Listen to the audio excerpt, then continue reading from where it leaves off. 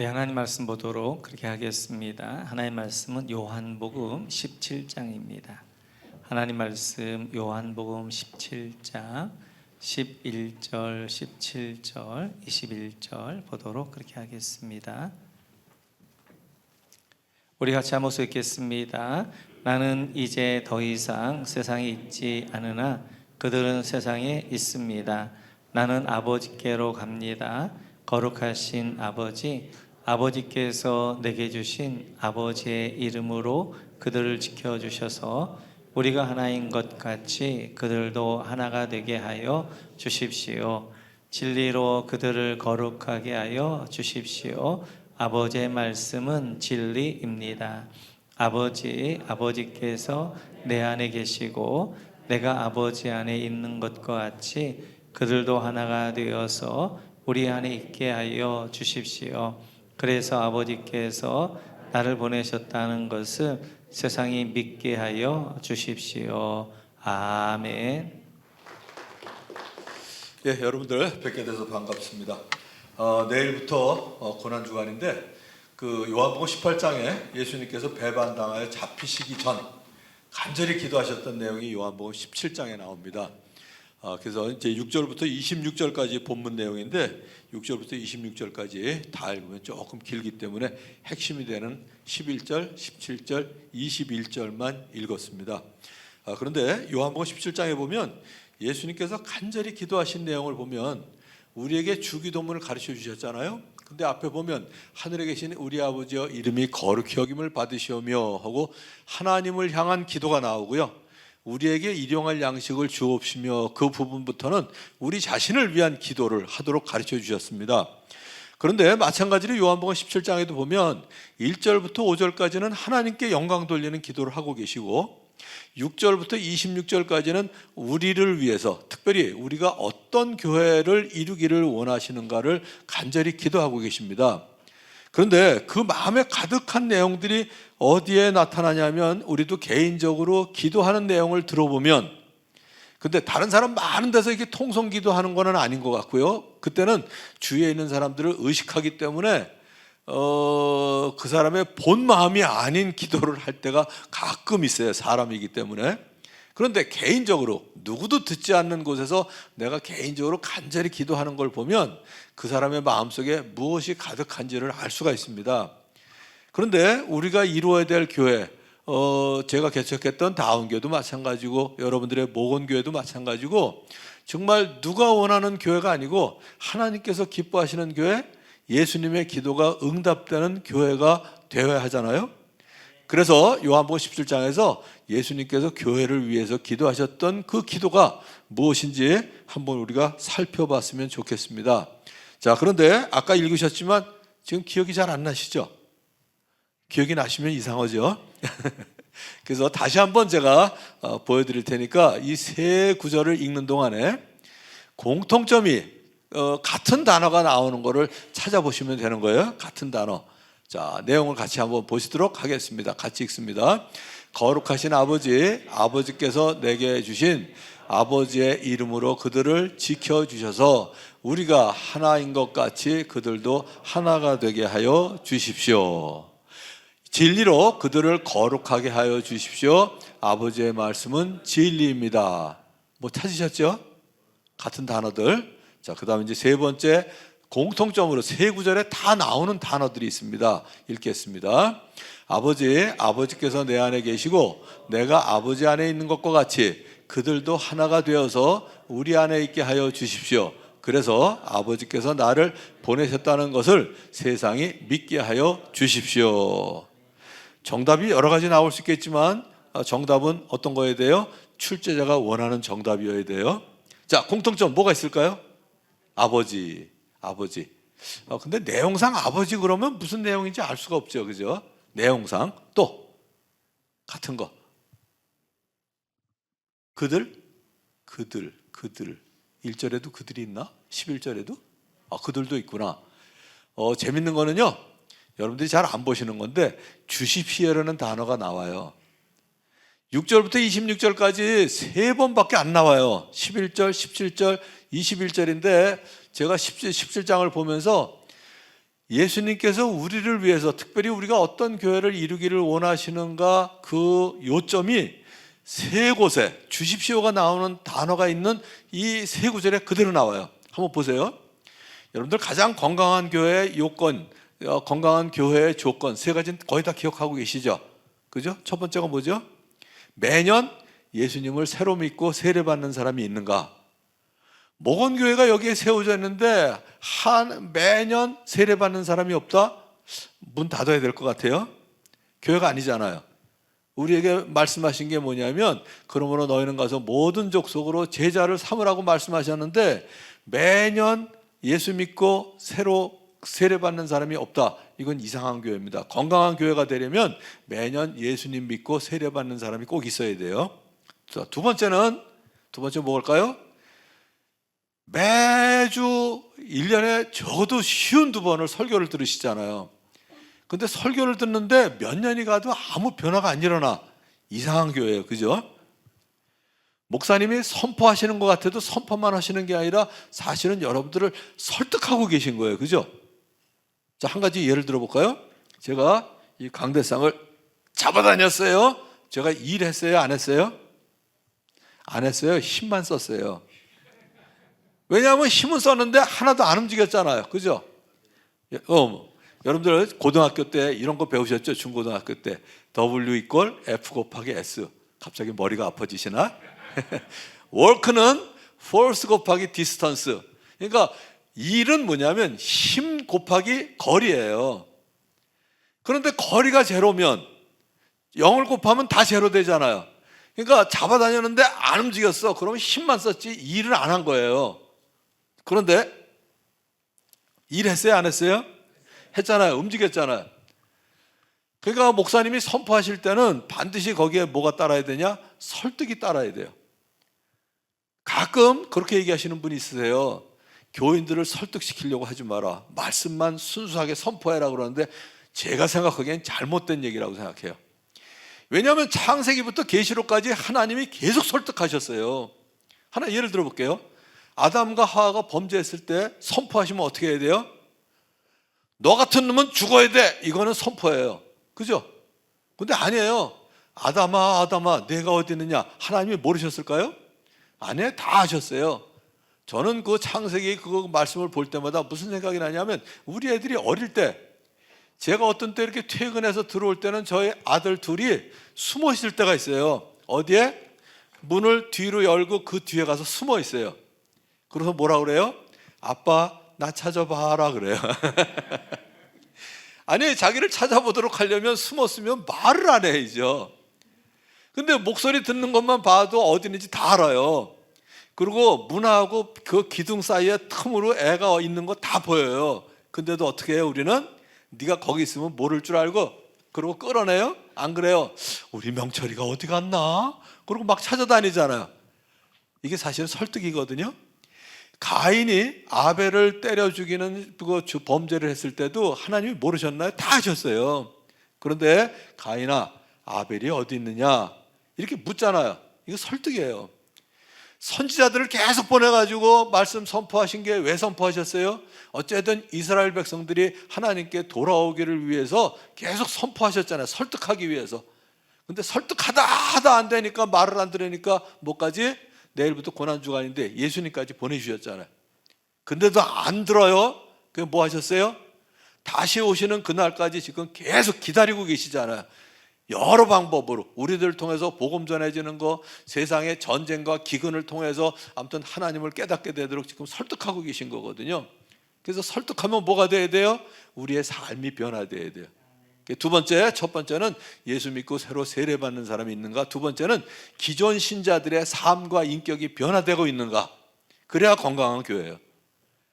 그 다음에 세 번째가 뭐냐면 교회 생활이 행복하고 즐거워야 이게 건강한 교회입니다. 설교하시는데 계속 오늘은 왜 이렇게 길어? 뭐 이러고 있다든지 설교 끝나자마자 썰물 빠져나가듯 빠져나가면 그거는 건강한 교회는 아니에요. 적어도 세 가지는 분명한데 오늘 요한복음 17장에 보면 그 내용이 그대로 나와 있습니다. 한번 보세요. 제일 밑에 거부터 21절 뭔가요? 세상 사람들이 예수님 믿게 해주세요. 거듭나게 해주세요. 새로 믿는 사람이 있기를 원하셨어요. 두 번째는 뭐예요? 하나님의 말씀으로 말미암아 우리들이 거룩한 삶을 살게 해주세요.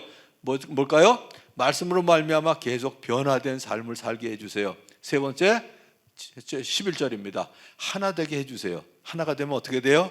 행복합니다. 같이 있으면 즐거워요. 자, 그래서 오늘 요 세 가지를 말씀드릴 텐데, 첫 번째는 뭐냐면 하나가 되는 교회. 하나가 되는 교회가 뭘까요? 지금 성가대가 하나가 되셨죠. 똑같은 가운을 입으셨으니까. 근데 이상하게 아까 목소리를 다 다르게 내셨어요. 하나가 안 됐죠? 끄덕끄덕 하시면 안 돼요. 하나 되신 거예요. 한 지휘자의 지휘에 따라서 모두가 하나가 되셨잖아요. 찬양팀도 어떤 사람은 싱어하고 어떤 사람은 베이스 기타 치고 어떤 사람은 드럼 치고 다 뭐 했어요? 연합이 돼 있었습니다. 연합. 그래서 하나가 되는 거는 연합되는 거예요. 연합되는 거. 두 번째는 연합되기 위해서 반드시 해야 될 게 뭐냐면, 금방 얘기한 것처럼 다양한 역할을 한 것처럼 반드시 다양성을 인정해야 됩니다. 다양성을 인정하지 않으면 그건 연합이 아니에요. 획일적인 거지. 그런데 다양한 사람들이, 우리들은 뭐라고 그러냐면, 다른 사람을 보면 특별히 이제 부부 사이에 그런 얘기 많이 하잖아요. 당신하고는 생각이 달라서 안 돼, 따로 가. 이거는 연합이 아니에요. 세 번째는 반드시 뭐예요? 다양한 사람들이 긴밀한 관계를 이루어야 됩니다. 긴밀한 관계. 세 번째 구절만 같이 읽어볼게요. 이게 에베소서 4장 1절부터 16절까지 교회가 하나 되는 것에 대해서 말씀하고 있는 건데, 16절만 같이 읽겠습니다. 온 몸은 여러 부분이 결합되고 서로 연결되어서 각 부분이 그 맡은 분량대로 각 마디로 공급받고. 이게 뭐냐면, 하나님께서 이제 지체라고 얘기하셨잖아요. 지체가 뭐예요? 우리의 몸의 각 부분이 갖고 있는 그게 이제 그 역할을 갖고 있는 게 다 지체입니다. 지체예요. 이렇게 연합하여 지체가 보면, 제가 걸어갈 때 오른다리가 나갈 때는 꼭 오른팔이 뒤로 가요. 그죠? 오른다리가 앞으로 나갈 때 왼다리는 뒤로 가고요. 그 다음에 왼팔이 앞으로 나가고, 이렇게 전부 기관이 유기체적으로 이렇게 연결되어 있는 거, 그게 바로 뭐냐면 다양한 지체들이 서로 긴밀한 관계를 이룰 때 그게 이제 연합이죠. 연합이에요. 그래서 한 가지 재미있는 얘기를 하나 해드리려고 그러는데요. 보통 여러분들이 태어날 때 유전자가 있어요. 그래서 유전자 가지고 요즘은 뭐 TV에도 뭐 어떤 배우가 나오고 무슨 뭐가 나오면 그 밑에 뭐 ISTJ, ENFP 그러고 나오더라고요. 그러니까 MBTI가 무지하게 유명해졌어요.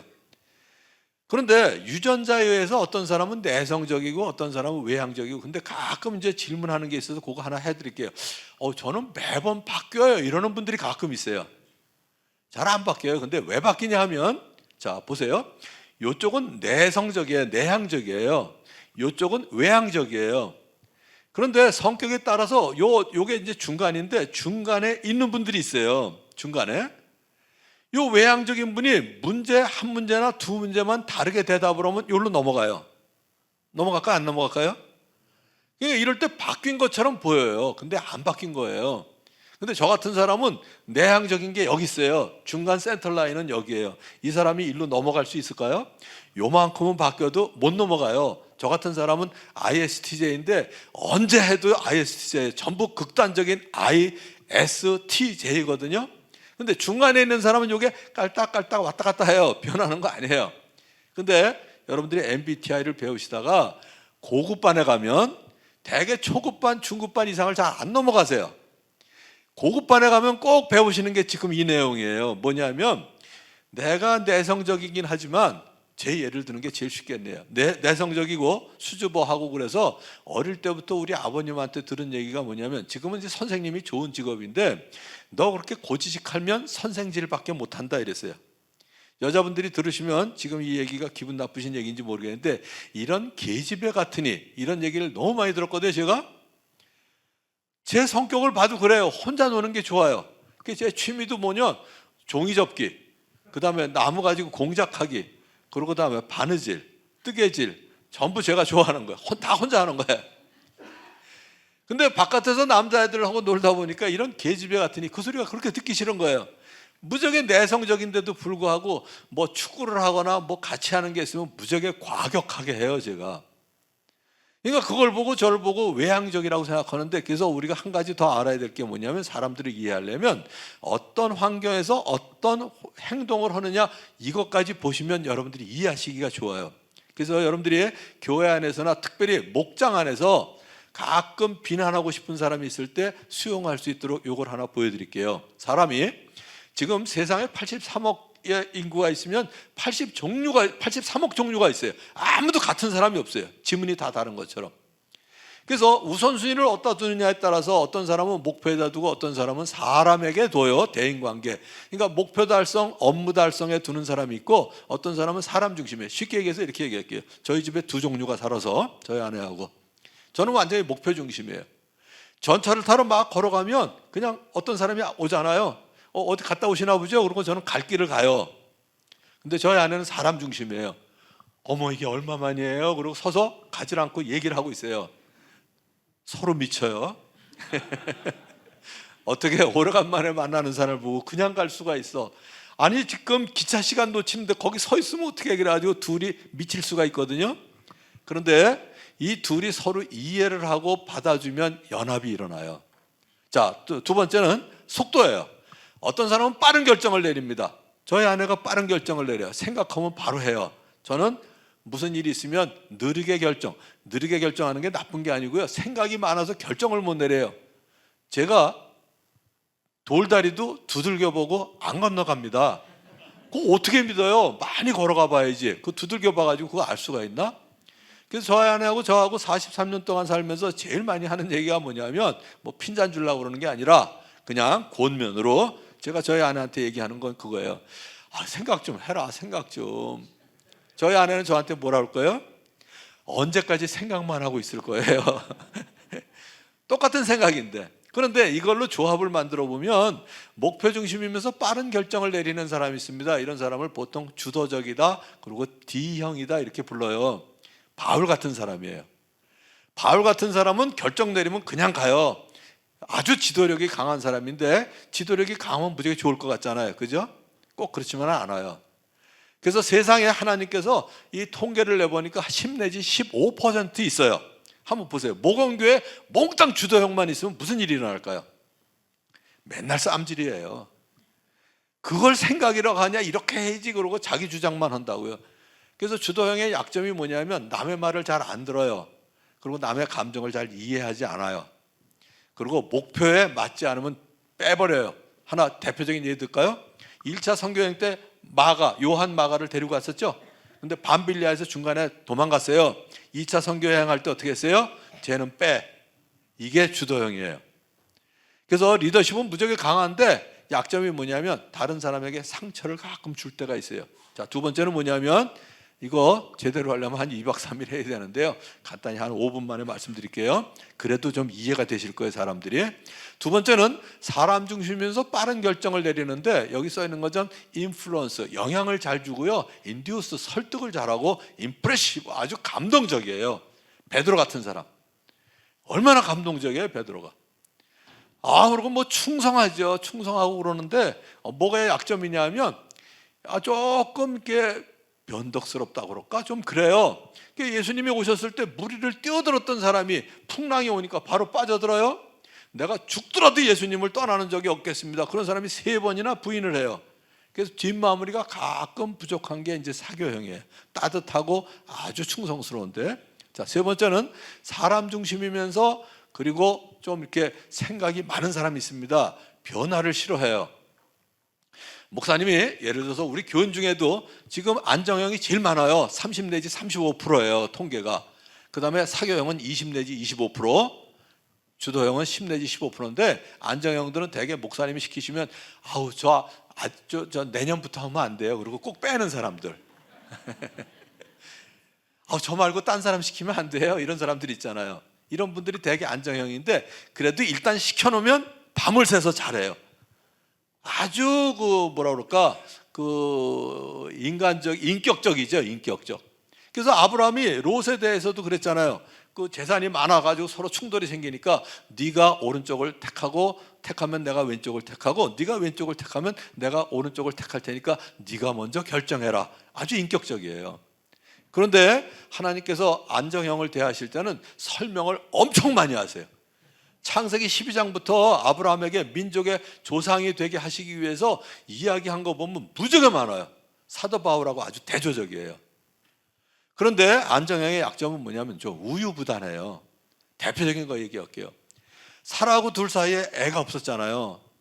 우리나라도 50년 전, 60년 전만 해도 남편의 대를 이을 아들을 못 낳으면 수치스러웠는데 지금 거의 뭐 3000년 전쯤에 얼마나 수치스러운 일이에요. 그러니까 사라가 하갈, 하녀를 취해가지고 애를 낳으라 그랬잖아요. 그죠?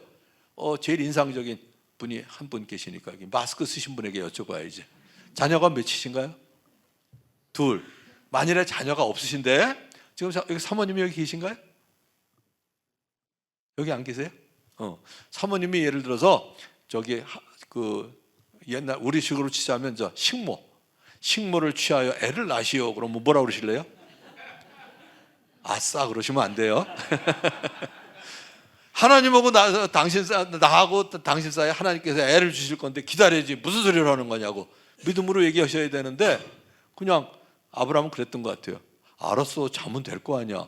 그래가지고 이스마엘 낳잖아요. 그죠? 그래서 좀 우유부단해요, 안정형은. 그 다음에 신중형은 뭐냐면 목표 중심이면서 느린 결정을 내리는 사람인데 모세 같은 사람입니다. 이런 사람한테는 하나님께서 아주 꼼꼼한 걸 시키세요. 성막을 짓는 거라든지 그 다음에 율법을 전수하는 거라든지 이런 거 다 시키잖아. 우리 모건교회는 율법 십계명 정도는 다 외우시죠? 우리 장로님. 그래도 목사님의 동생인데 이 정도는 외우셔야지. 자, 7계명. 그냥 입만 벌리고 계시면 안 되는데. 이게 십계명은요 절대로 3500년 전에 받은 골동품이 아닙니다. 성경을 요약한 게 십계명이에요. 그걸 요약한 게 마태복음 22장 30절부터 40절. 위로는 주 너의 하나님을 사랑하라, 옆으로는 네 이웃을 사랑해라. 요한복음 13장에 한마디로 서로 사랑해라 이렇게 요약하고 있기 때문에 십계명은 꼭 외우고 계시는 게 좋아요. 그리고 각 분야에 다 적용을 하시면 너무 잘 맞아요. 저는 자녀교육 십계명, 부모 효도 십계명, 직장생활 십계명, 교회생활 십계명 다 십계명 만들었는데 너무 좋아요. 예를 들어 볼게요. 여러분들 십계명 오늘 이후로는 무조건 외우실 수 있게 해드릴게요. 1부 예배 때는 안 가르쳐 드렸어요. 조금 길게 하더라도 오늘은 2부 예배는 알려드릴게요. 자, 저 한번 따라하세요. 1절 나 외에 다른 신을 섬기지 말라. 2. 이상한 우상을 만들거나 절하지 말라. 3. 삼가 하나님의 이름을 욕되게 하지 말라. 4. 사업을 안식일에 하지 말라. 5. 오만이 아버지를 공경하라. 6. 6발 들어가는 거 있죠. 육혈 그러면 구멍이에요. 육혈포로 살인하지 말라.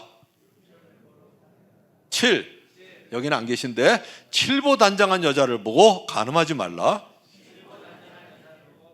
8. 팔로 도둑질하지 말라. 9. 구렁이 담 넘어가듯 거짓 증거하지 말라. 10. 10원이라도 탐내지 말라. 다 외우셨죠? 자, 장로님 7. 그죠? 간음하지 말라. 금방 나오잖아요. 그죠? 그래서 자녀 교육 7번째 저는 그랬어요. 간음을 안 시킨다. 이건 이상하잖아요. 그래서 건강한 성교육을 시킨다. 8. 팔로 도둑질하지 말라. 도둑질하지 않는 아이로 키운다. 이거 좀 치사하잖아요. 그래서 남의 물건을 귀하게 여길 줄 아는 아이로 키운다.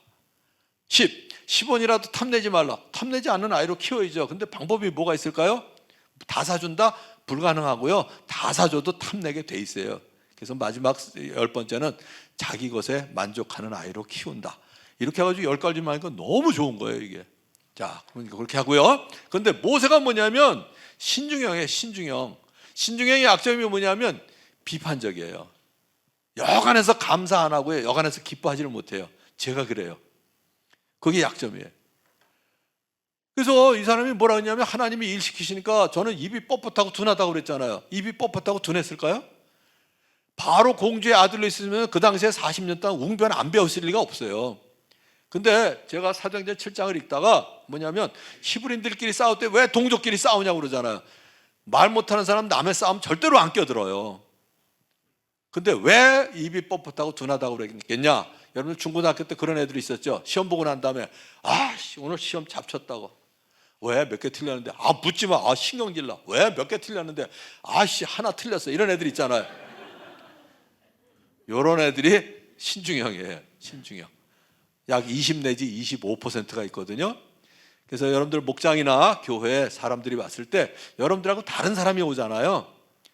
되게 아무튼 강한 사람이 있어요. 자기 주장이 강한 사람. 성질 정말 이러지 마시고 누가 주도형 아니랄까 봐. 그리고 무슨 일을 하든지 아무튼 재밌어야 되는 사람 있잖아요. 저건 사교형이구나. 그래서 뒷마무리도 부족한 게 이러지 마시고 사교형이구나. 그럼 쭈삣쭈삣하고 영 안 나서는 사람 보면 저래가지고 무슨 일을 하냐, 저래가지고 무슨 사회생활을 하냐 이러지 마시고 안정형 이러시면 돼요. 깐깐한 사람 보면 성질은 깐깐하기는 저는 뭐 잘못한 거 없나 이러지 마시고 이게 신중형 이렇게 이해하시면 좋습니다. 자, 두 번째로 넘어가겠습니다. 두 번째, 거룩하게 하여 주십시오. 이건 뭐냐면 제자의 삶을 살게 하여 주십시오 한데, 거룩한 삶이 뭘까? 참 어렵더라고요. 추상적이에요. 근데 제가 전도서를 읽다가 이 거룩한 삶이 뭔지를 알았어요. 첫 번째 뭐냐면 이거예요. 재미 대신에 기쁨을 추구하는 게 거룩한 삶이더라고요. 무슨 얘기냐면, 자, 여러분들 시간 있고 돈 있으면 무슨 생각이 주로 나세요?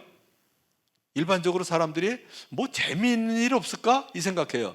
근데 가장 값싸게 재미있는 일이 뭐예요? 술이에요. 교회에서는 잘 안 나오는 대답인데 일반인들을 하면 제일 한 소주 2병만 몇천 원만 주면 어쨌든 제일 재밌잖아요.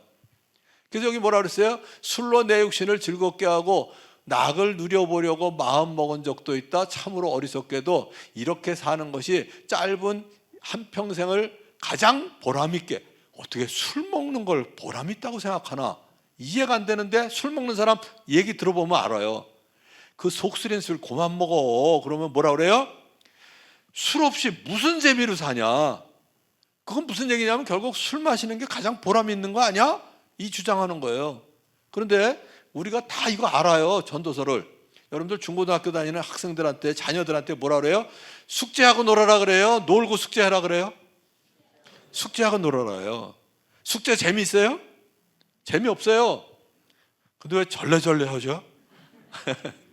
근데 숙제 끝나고 나면 기쁘잖아요. 그죠? 그럼 뭐 해야 돼요? 재미보다는 기쁨을 추구해야 됩니다. 두 번째, 바로 뒤에 나오는 얘기예요. 전도서 2장에. 나는 여러 가지 큰 일을 성취하였다. 궁전도 지어보고 여러 곳에 포도원도 만들어 보았다. 뭐예요? 큰 부자가 된 거예요. 사람들이 다 추구하는 거예요. 여러분들 다 부자 되기 원하시죠? 부자 되시기 바랍니다. 근데 부자 되는 목적이 뭐예요?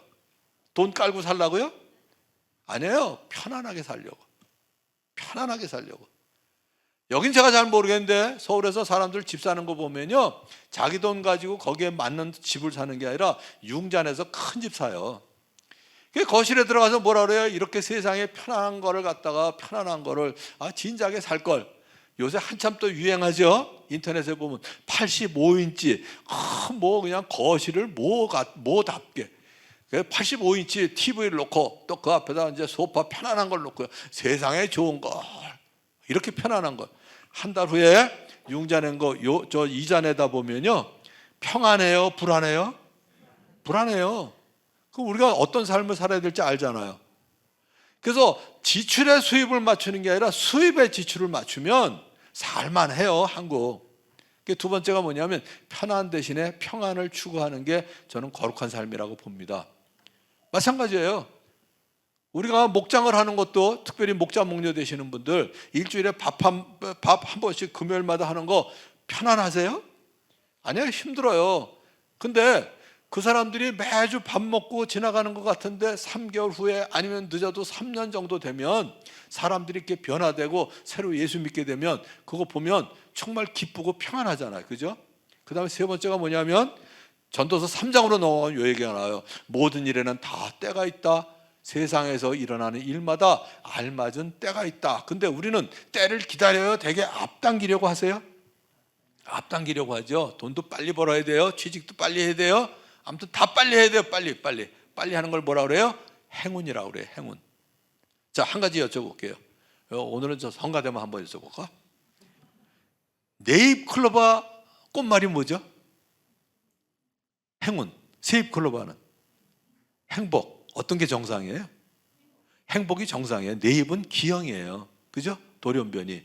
자, 여기만 다 여쭤볼게요. 한 번에 대답 잘 하시니까. 제가 내려가서 물어볼 거예요. 손 안 드시는 분은. 네잎클로버 찾아보신 분은 오른손, 못 찾아보신 분은 왼손. 찾아보신 분이 오른손이에요. 하나, 둘, 셋. 여기 형님은 못 찾으셨는데 동생은 찾아보셨네. 자, 오른손 드신 분만 그대로 손 들고 계세요. 나머지 내리시고. 오른손 드신 분들, 여러분들 네잎클로버 찾는 동안에 세잎클로버 얼마나 밟아 죽였는지 아세요?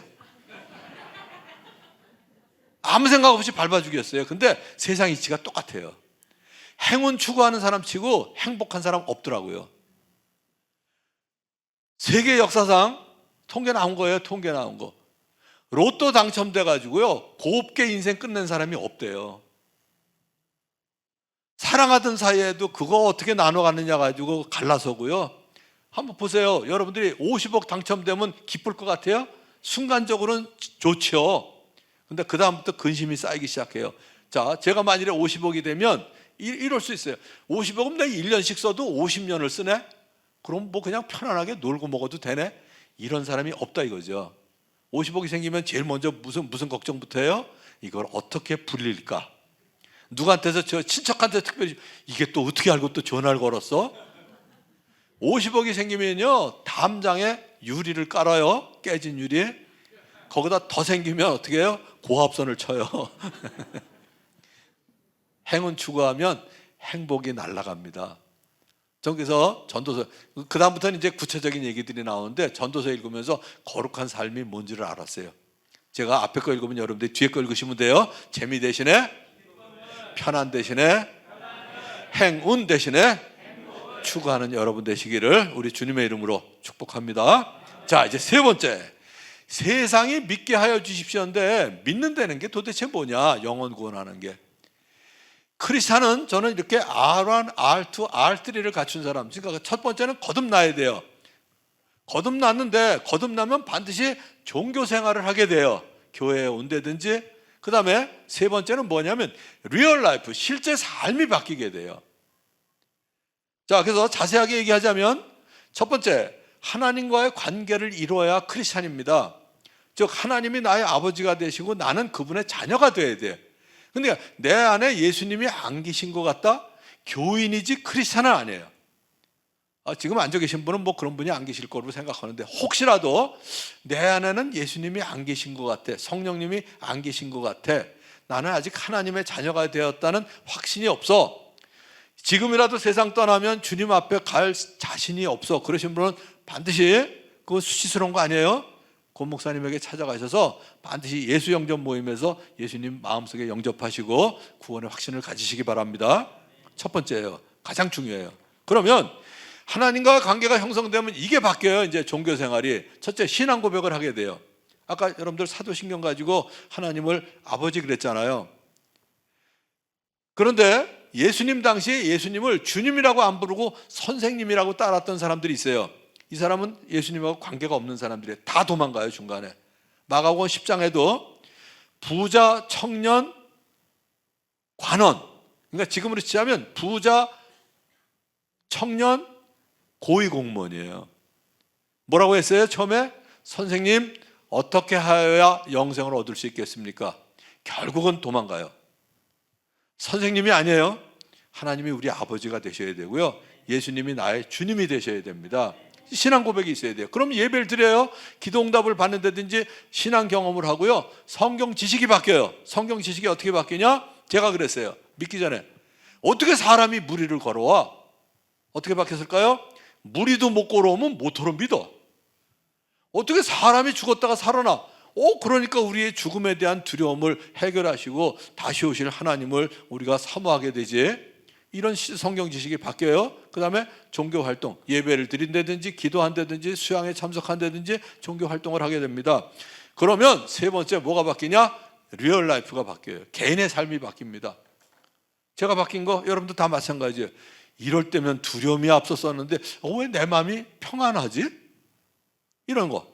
그 다음에 가정에서 아내를 대하는 태도, 자녀를 대하는 태도가 바뀝니다. 부모를 대하는 태도가 바뀌고요. 한 가지 예를 들어볼까요?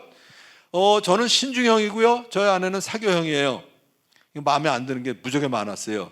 결혼하고 훈련이 안 된 여자인 줄 알고 5년 동안 훈련을 시켰거든요. 안 바뀌더라고요.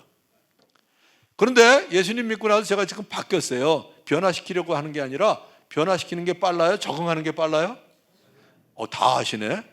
그래서 이렇게 적응했어요. 저희가 42살에 신학을 했는데 저는 학교 다닐 때 기계 전공을 했거든요. 기계하고 아내하고 너무 비슷한 거예요. 아내하고 기계는 무조건 부드럽게 다뤄라. 거칠게 다루면 꼭 망가지게 돼 있어요. 두 번째, 기계하고 아내는 안 나던 소리가 나면 무조건 이상한 거다. 설거지 소리가 이상하게 크다든지 그럼 무조건 이상한 거예요. 자동차도 그렇잖아요. 가다가 오른쪽 뒷바퀴에서 소리 나면 무조건 내려봐야 되잖아요. 세 번째, 금방 얘기한 것처럼 변화시키려고 하지 말고 적응해라. 그 다음에 지금 43년 살았는데 아직도 이해 안 되는 게 많아요. 여러분 학교 다닐 때 이해 안 되는 거 어떻게 하셨어요? 찍든지 외우든지. 그래서 이해가 안 되면 무조건 외워라. 이럴 땐 싫어하더라. 이럴 땐 좋아하더라. 다섯 번째, 아내가 히스테릭해지면, 신경이 날카로우면 반드시 나는 히스토릭해지자. 역사적으로 뭘 잘못했나. 이게 바뀌더라고요. 자매님들이 특별히 끄덕끄덕 하시는데 자매님들도 마찬가지예요. 남편에 대해 똑같이 생각하셔야 돼요. 직장 생활이 바뀝니다. 그저 벗어나지 않게 하는 게 아니라 무슨 일을 하든지 마음을 다하여 죽게 하듯 하고, 교회 생활도 마찬가지. 어디나 하나님이 계시지만 특별히 우리가 하나님을 예배하는 건데 딱 맞춰서 오는 게 아니라 그래도 한 10분 전에는 와서 준비하는 마음으로 앉아있는 게 이게 바른 태도 아닐까요? 일반 직장에서도 회장님이 와서 회의하면 회장님보다 꼭 와서 먼저 와 있잖아요. 그 다음에 사회생활, 먹을 게 없어 굶주린 사람에게 빵을 공급해야죠. 입을 게 없어서 헐벗은 사람에게 옷 줘야죠. 의약품이 없어서 죽어가는 사람에게 의약품을 제공을 해야죠.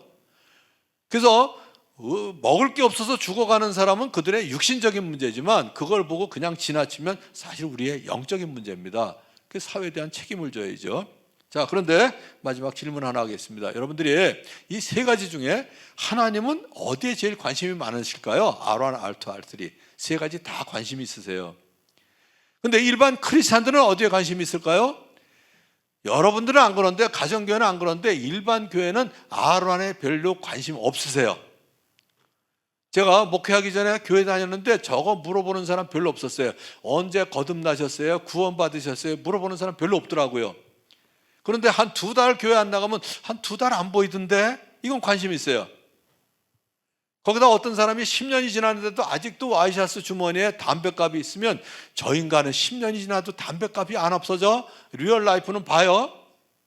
그런데 안 믿는 사람들은 뭐에 관심이 있을까요? 여러분들 주위에 안 믿는 사람들이 여러분들의 거듭난 거에 대해서 관심 있으세요? 언제 거듭나셨어요? 물어본 사람 있어요? 아니야, 거듭난 게 뭔지도 몰라요. 요새 성경 좀 읽으세요? 물어보는 사람 있어요? 없어요. 그런데 저 사람이 성가대원이라고 그러는데 요번 회식에서 어떻게 하나 보자. 요건 봐요. 그죠? 리얼 라이프는 본다고요.